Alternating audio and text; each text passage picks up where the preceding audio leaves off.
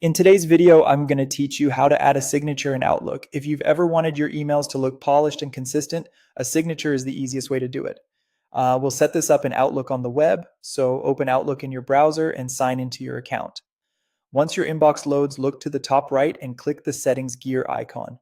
That opens a quick settings panel where we'll make the change.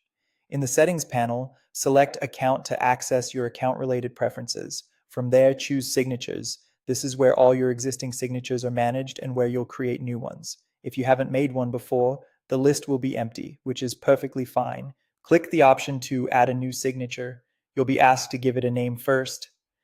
Pick something descriptive like standard or short reply so you can easily tell them apart later if you create more than one.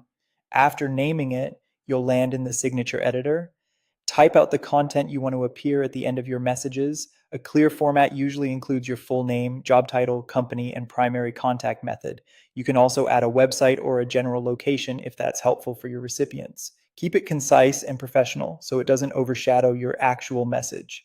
The editor gives you familiar formatting tools. Use them to adjust fonts, sizes, and colors, but try to stick to readable, accessible styles. You can add hyperlinks to your website or scheduling page, and you can insert a small image or logo if you have one. If you include an image, keep the file size modest so your emails load quickly, and consider adding alt text for accessibility. Avoid pasting huge graphics or multiple social icons that can make the signature feel cluttered.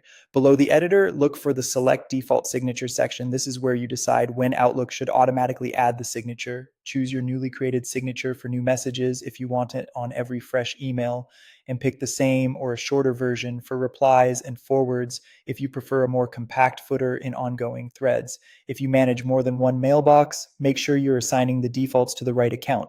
When everything looks good, click Save. That's it. Your signature is now stored and will be inserted automatically based on the defaults you selected. You can always come back to this page to tweak the design, switch images, or create additional versions as your needs change. Thanks for watching and enjoy the time you'll save with a clean, consistent Outlook signature.